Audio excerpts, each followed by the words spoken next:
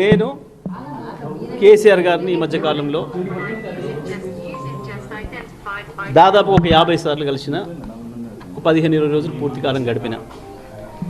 ఏ ఒక్క క్షణం కూడా మా మధ్యన ఈ చర్చ రాలే, ఈ ప్రస్తావన రాలే. నేను అదే విషయాన్ని మీడియా మిత్రులు అడిగినప్పుడు చెప్పిన, ఒక సెకండ్ కూడా మా మధ్యన ఈ చర్చలు రాలేదు. అందుకే మీరు ఆమె గురించి ఏమడిగినా అది వృధా తప్ప ఇంకోటి కాదు. నిమిషం సమయం కూడా మేము దాని గురించి కేటాయించలేదు. నిమిషం సమయం కూడా వృధా అనే మాటే చెప్పిన తప్ప నేను ఇంకోటి చెప్పలేదు. కేసీఆర్ దగ్గర నేను ఏం మాట్లాడిను అది రాలేదు కాబట్టి చెప్పిన. నేను దాంట్లో ఏం పెద్ద ఆశ్చర్యమేం లేదు, దాంట్లో మాట్లాడకూడదు ఏం లేదు, లేకపోతే అన్పార్లమెంటరీ లేదు, ఇంకొకటి లేదు. కేసీఆర్ గారి గురించి కేసీఆర్ దగ్గర మేమేం మాట్లాడినాం అదే చెప్పినాం.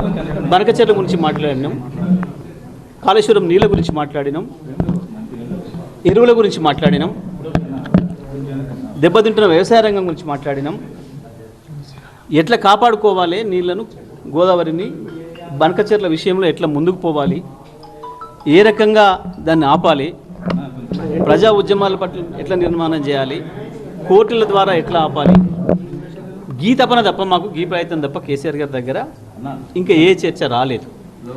కాబట్టి నేను ఎక్కడన్నా ఒక 2 సందర్భాల్లో విలేకరుల మిత్రులు అడిగినప్పుడు అదే మాట చెప్పిన. నేను ఒక్కసారి మాట్లాడినా, 100 సార్లు మాట్లాడినా, మీరు 1000 సార్లు ప్రశ్న వేసినా నా సమాధానం ఒక్కటే.